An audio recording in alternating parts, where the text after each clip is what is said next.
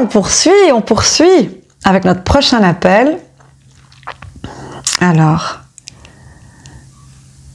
hop. Cette fois, on continue avec Malika. Et donc, pour chacun, parce qu'il y aura des hommes aussi, les personnes ont reçu une petite liste de questions. Et elles ont bonsoir, suis-je bien chez Madame Malika? Tout à fait. Ah, est-ce qu'on est dans des bonnes conditions pour se parler, Malika? Oui, on est dans de bonnes conditions. Bon, super. Déjà, je voulais te remercier de jouer le jeu, de participer, de contribuer aussi à partager...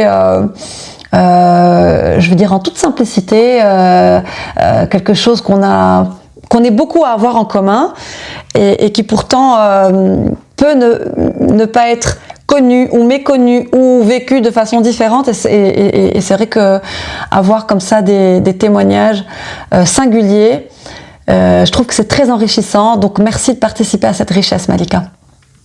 Il n'y a pas de souci, c'est avec plaisir.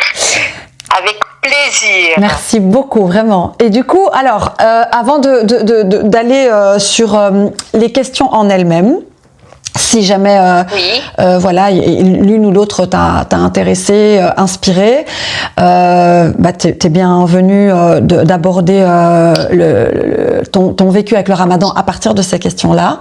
Mais avant, si tu voulais bien, juste dire un petit mot sur toi, te présenter très brièvement en disant ce que tu veux de toi-même, juste pour que les personnes puissent se situer et se relier aussi à l'histoire de la personne qui va témoigner, à savoir toi ici. Qu'est-ce que je vais dire? Donc, je m'appelle Malika, j'habite à Bruxelles, j'ai 52 ans, j'ai 4 enfants. Waouh! Et voilà, je travaille dans une commune. Une mairie, donc une mairie, en tant que responsable taxe. Okay. Je suis... Quoi d'autre? Qu'est-ce que je pourrais dire d'autre? Hyper sensible. Quoi d'autre? Ça, c'est bien, une hypersensible qui cherche par où commencer, où aller, quoi dire. Il y a tellement de trucs à dire. Voilà, elle cherche un début, un milieu et tout ça. Tu vois. C'est ça. Donc voilà, avec tout ce que ça apporte de beau et de pas beau du tout, quelque chose que j'ai du mal à voilà, c'est un peu compliqué. À gérer, tu veux dire? À gérer, tout à fait. Un peu à gérer parce que bon, dans le monde dans lequel on vit, c'est un peu compliqué. Fraîchement divorcée, après 24 ans de mariage. D'accord. J'aime bien voyager, j'aime le soleil et si ça ne dépendait que de moi, je partirais bien plus souvent. Mais bon, voilà. Voilà, c'est plus ou moins ça. Oui, c'est le... Je ne sais pas si toi tu as peut-être des questions à me poser, il n'y a pas de souci. Si ta curiosité ou la curiosité d'autres. Eh bien, écoute, alors vraiment, sur ce sujet-là en particulier, je compte faire des conversations ouvertes. Enfin, sur ce qu'on appelle l'hypersensibilité, mais moi j'ai un peu du mal avec cette terminologie, mais je l'utilise parce que c'est plus simple voilà, on se comprend rapidement, on sait de quoi on parle en tous les cas quand on parle d'hypersensibilité, surtout pour les personnes qui se sentent concernées par ce concept-là et les personnes qui sont reconnues entre guillemets, je veux dire, enfin il n'y a pas de diagnostic quand il s'agit d'hypersensibilité, mais voilà, qu'ils ont, je sais pas moi, eu des avis en fait de thérapeutes ou des choses comme ça qui se sont reconnus. Mais pour moi, de base, on est dans un monde qui est hyposensible en fait.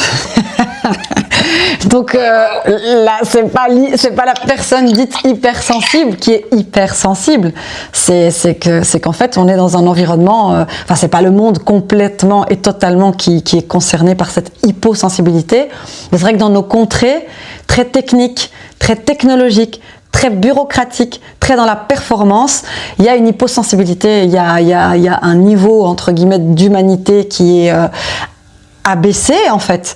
Et du coup, forcément, des personnes qui sont encore très fort en contact de ce qui fait qu'on est des humains, finalement, hein, donc nos émotions, nos sentiments, etc., on va souvent dire « Ah ben, en fait, on va catégoriser... je vais dire un peu rapidement, ce sont des hypersensibles en fait, mais c'est plus complexe que ça. Oui, mais bon, ce que je dirais aussi, c'est que tu es comme ça depuis très très longtemps, mais on ne savait pas mettre de mots sur ça. Tu vois ce que je veux dire? Moi, par exemple, je me souviens quand j'étais petite, donc souvent j'entendais « Oh mais Husna, t'es trop sensible, toi, t'es trop sensible », que ce soit à l'école, que ce soit en famille. « Oh mais Husna, t'es trop sensible, t'es trop sensible ». Ou alors que tu sais, par exemple, quand quelque chose se passait, souvent les personnes dites hypersensibles, elles ont des forts sentiments d'injustice quand il y a justement une injustice. Oh, bon, voilà. Donc dès qu'il y avait une injustice, je pouvais vite avoir les larmes qui montent, une charge émotionnelle dans la voix, une indignation comme ça qui s'exprimait, et souvent c'était les réactions des adultes autour, c'était pour me canaliser, quoi. Non mais c'est bon, mais Husna elle pleure tout le temps, mais elle est vite triste, elle est vite touchée, tu vois. Donc je pense qu'on a des indices. Tout à fait. Bah voilà, t'as dû aussi avoir des indices. Oui, non, j'ai eu des indices, mais bon, tu le vis comme ça et tu sais pas ce que tu as, en fait. Tout à fait, bah ouais, tout à fait. Bah, tu vis, t'es vivante, t'as un cœur battant et t'as des émotions pleines, c'est juste entouré d'un monde qui est pas tout à fait, et pas toujours capable de recevoir ça, en fait. Voilà, tout à fait, c'est vraiment ça. Ah oui. Voilà, c'est difficile. J'entends. Bon, voilà, ça. Mais franchement, on en fera. Hein. On fera une conversation sur ce sujet-là parce que déjà je suis concernée et puis on est beaucoup à être concernés par cette particularité-là. C'est devenu une particularité. Mais voilà. Mais justement, peut-être que tu voudrais aller sur cet angle-là pour parler du Ramadan, peut-être, parce que c'est aussi quelque chose de faire le Ramadan. Vas-y, je t'écoute. Écoute, le Ramadan, écoute, c'est un peu autant tu vois, c'est le partage, le pardon, une période où il y a une espèce de transformation et de retour à soi et où on est normalement beaucoup plus proche. Et où on fait beaucoup plus attention à l'autre. Et donc, c'est vrai que pendant cette période, entre parenthèses, qui est un peu une parenthèse dans le temps et dans l'année, c'est sûr. En tout cas, on entend plus par rapport à tous les prêches, etc., le pardon et le partage. Et le partage, etc. Tu vois, donc tu vois où les gens sont, tout le monde est gentil et tout le monde est mignon, et tous ceux qui ont été méchants, il y a un pardon. Et cette année, plus particulièrement en tant qu'hypersensible et en tant que personne qui a vécu, en tout cas qui a subi des injustices, en tout cas des méchancetés et des injustices, j'avoue que cette fois-ci, pendant ce Ramadan qui en général me permet de faire un peu un reset, cette année j'ai pas fait ce reset-là pour une personne en particulier, et c'est bizarre, mais j'ai pas voulu le faire. Ah ouais. Et j'ai vraiment pas voulu le faire, où on disait, vous savez, quand vous pardonnez, c'est bien, etc., etc. Et en général, je suis quelqu'un qui dit, bon, mais quand je dis que je m'en fous, quand quelqu'un me fait quelque chose, ça oui, ok, tu l'as fait, c'est pas gentil, mais je passe à autre chose. Et c'est pour ça que très, très, très souvent, les gens me prennent pour une bête. Mais comment elle peut accepter ça? Et je dis aux gens, en fait, je n'accepte rien parce que ça m'est égal, au fait. Parce que ça ne me touche même C'est pas. ça glisse sur toi. T'es un peu au-delà de ça, en fait. T'es pas... Voilà, vraiment, la méchanceté des gens. J'avoue que je suis de beaucoup de personnes, quand quelqu'un te fait quelque chose de pas correct, franchement, j'ai vécu des choses, c'est pas grave, hein, en tout cas pour les personnes à qui j'ai pardonné, c'est vraiment pas grave, hein, mais c'est pas correct. Tu te dis, c'est bizarre que les gens peuvent te traiter comme ça, et alors que tu as fait alors que tu as, et sans vouloir être vraiment très très orgueilleuse, alors que tu as complètement transformé leur vie. D'accord. Ils sont pas corrects. Tu as eu de l'impact en tout cas. Bon. Tu as eu de l'impact vraiment dans leur vie, quoi. Ah oui, non, ça c'est clair. Ça, je peux te le dire clairement. Et tu as senti quoi? Comme de l'ingratitude, un manque de reconnaissance, et peut-être même plus que ça encore? Par rapport à cela, non. Ok, c'est bon. En fait, c'est parce que je me suis dit, parce que je l'ai fait, même si ces personnes étaient méchantes, je l'aurais fait, en fait. Oui, c'est ça. Enfin, je sais pas ce que... Tu vois, je ne regrette, mais vraiment rien. Et si c'est à refaire, ben, je le referai. Oui, parce que c'est toi, en fait. C'est tes valeurs, c'est ton alignement. Franchement, je n'ai... et les gens me disent, mais t'as vu comment ils te traitent, alors ils n'ont pas le droit, tu as fait ça. Mais ça m'est complètement égal. Ça me passe vraiment au-dessus. Enfin, ça me passe vraiment... C'est vraiment pas... Voilà. Et surtout pendant le ramadan, je me dis, bah, tant pis... elles ont fait ce qu'ils ont fait, puis tant pis. Mais par rapport à une autre personne, par contre, là, et par rapport en général à tout le monde, mais par rapport à une personne, là, par contre, cette fois-ci, j'ai décidé vraiment de ne pas faire de recette, de reset, malgré le ramadan. Et parce que je me dis, non, en fait, c'est trop facile. Et de faire du mal à quelqu'un, de maltraiter quelqu'un, et pendant le ramadan, de dire, bah, écoute, je te pardonne.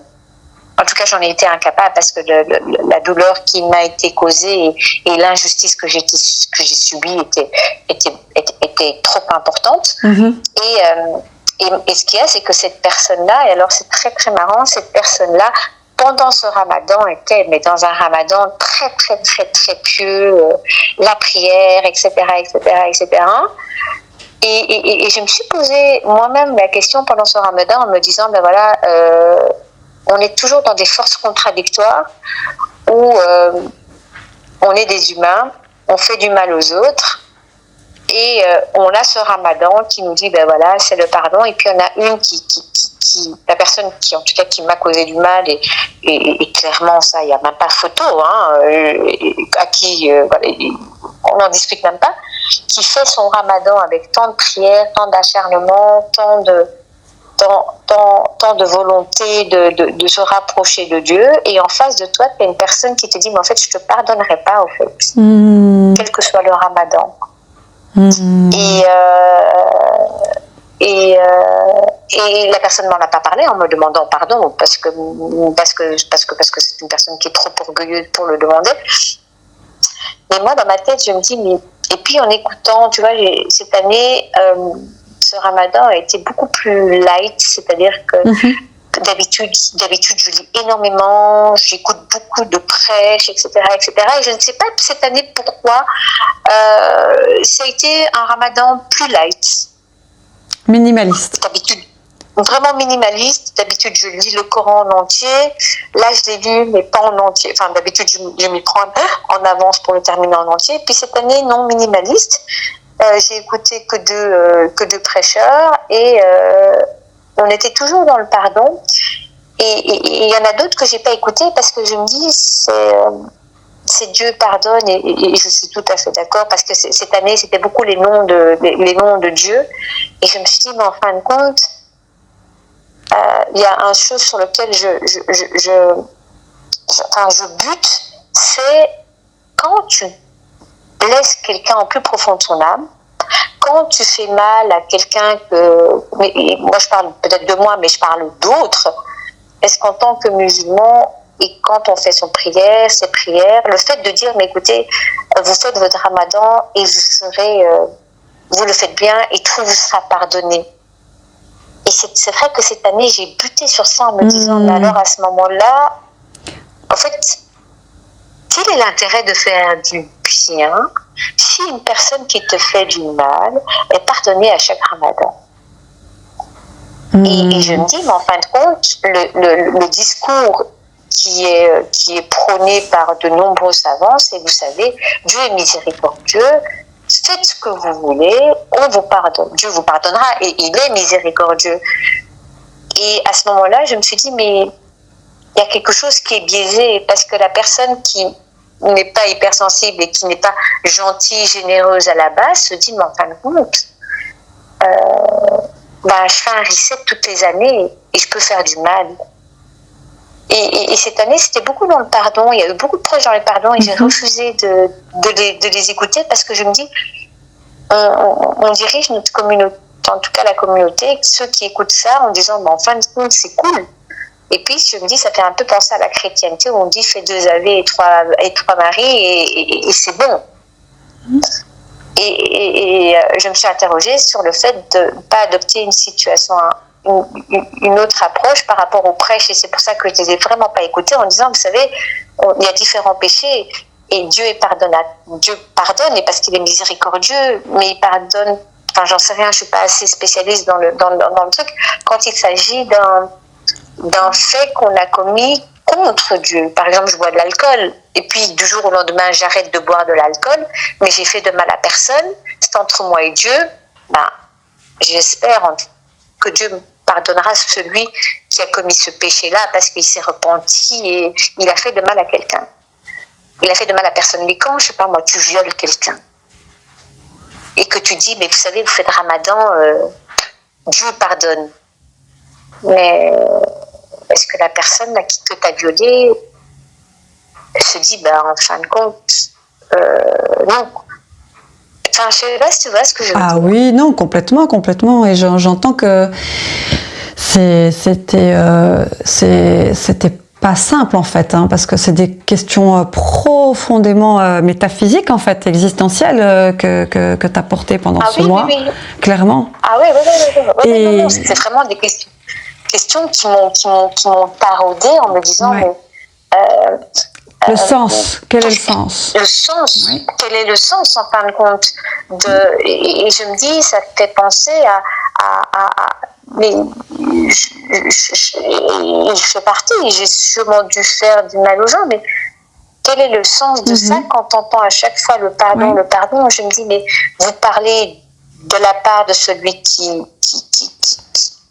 a fait comme une erreur, et on commet tous des erreurs.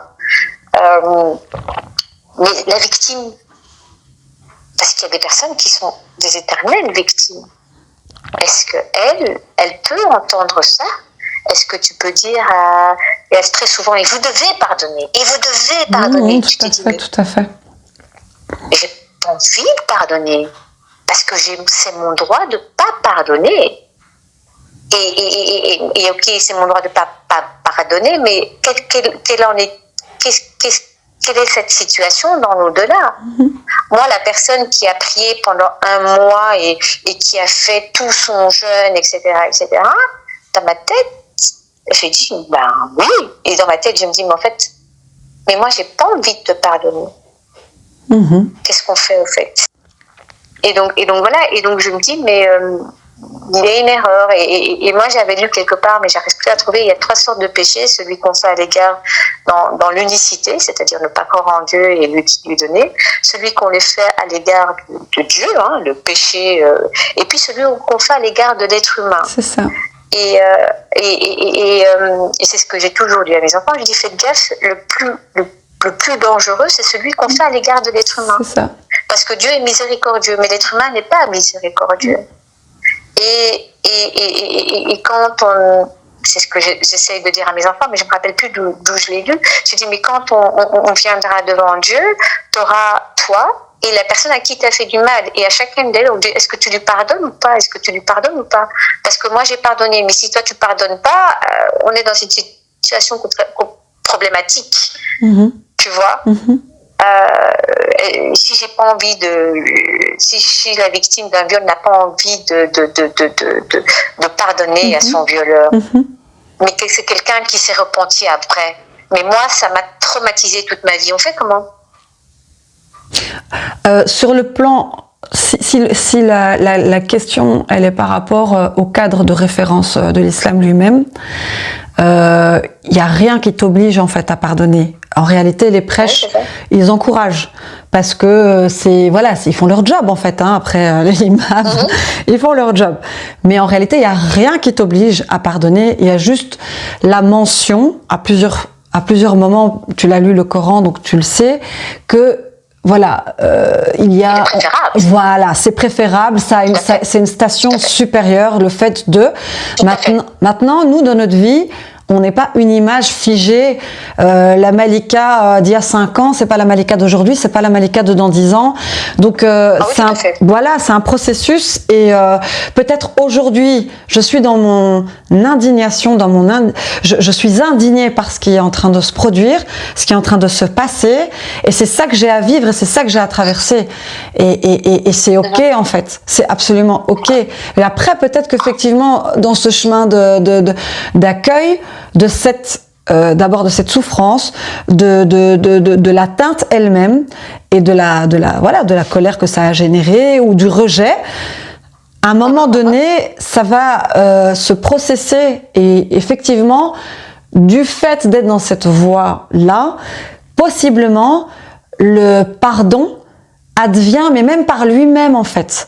C'est même pas que tu es dans un effort à te tordre le cerveau, c'est qu'il advient par lui-même parce que il y a de la pratique, il y a un intérêt, il y a un processus qui est là et les choses elles se font.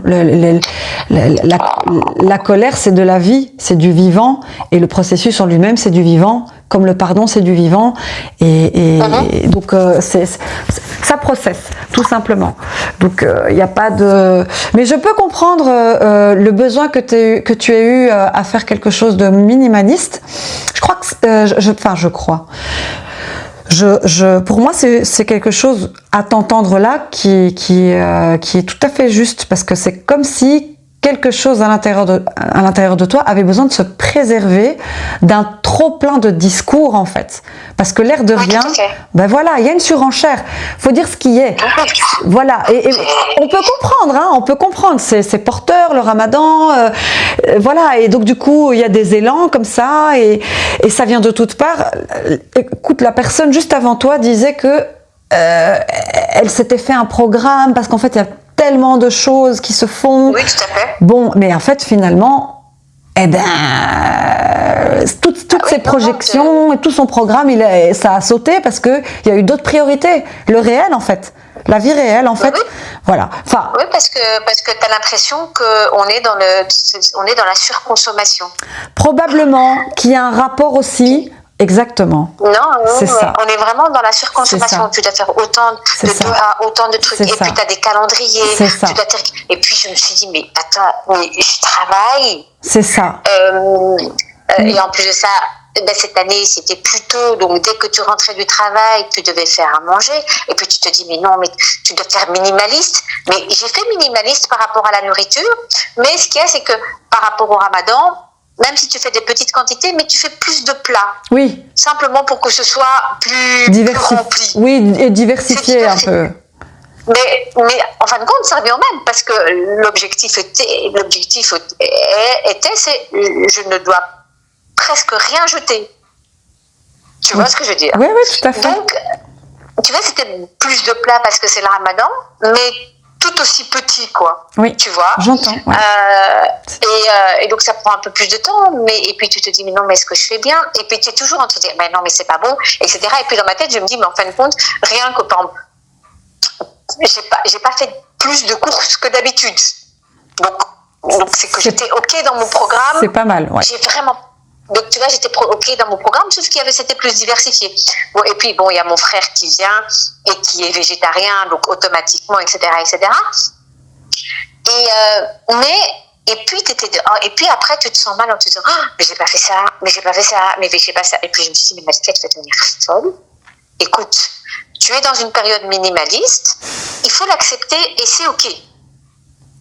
Tu vois, tu es dans la période, parce que j'ai eu des périodes qui étaient bien bien plus faste en matière de lecture, etc.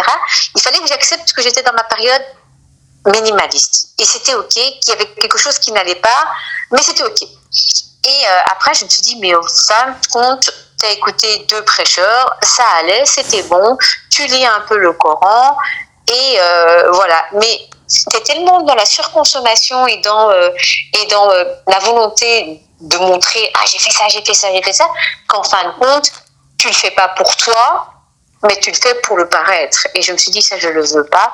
Donc, je me suis dit, Malika, sois OK avec ce que tu fais. Essaye de faire un ramadan juste, bon, avec l'amour de Dieu, qui va essayer de te faire aller mieux. Après, bon, voilà, hypersensible, hyper anxieuse, etc., des problèmes à gauche, à droite, la vie, quoi. La vie, quoi. La vie, quoi. Tu vois, et le ramadan, c'est une parenthèse. Et ça, c'est clair, et que c'est une belle parenthèse, parce que ça, forcément, il y a un autre rythme. Tu vois, et puis tu te dis quand même qu'on est des millions et des millions à faire la même chose. 2 milliards, en fait, même. Ouais. Enfin, mais tu vois, 1 milliard passé. Tu vois, et tu te dis, mais on est complètement fou, parce qu'il y a autant de monde, bons musulmans, pas bons musulmans, enfin, je ne sais pas ce qu'on appelle bons musulmans non plus, mais une manière de parler, et comme des fous, enfin, entre guillemets, hein, on fait tous la même chose. On se décide pendant 1 mois de jeûner, que ce soit de manière culturelle ou de manière religieuse, le jeûne minimaliste ou le jeûne des élites ou le jeûne des plus grandes élites, on fait tous la même chose. Mm-hmm. Et ça, c'est quand même une communion. On fait comme les fourmis. On a une communion entre nous aux 4 coins du monde où on fait tous la même chose. Et ça, je trouvais ça beau malgré tout, tu vois. C'est sûr, bien sûr. Et le jour de l'Aïd, je disais bêtement à ma fille, je dis, tu te rends compte que là maintenant, il y a des millions ou bien 1 milliard de personnes qui sont en train de fêter une fête parce qu'on a passé 30 jours à travers le monde à genoux. Mais je dis, mais c'est juste beau, c'est juste magnifique, mais c'est juste de la folie. Entre guillemets, de la folie de se dire, mais c'est totalement dingue. Tu vois? Ah, oui. Alors que bon, c'est le rituel qui me semble est le plus respecté à travers, en islam, que je pense qu'il est plus respecté que la prière. Que bien d'autres, oui, certainement. Tu vois?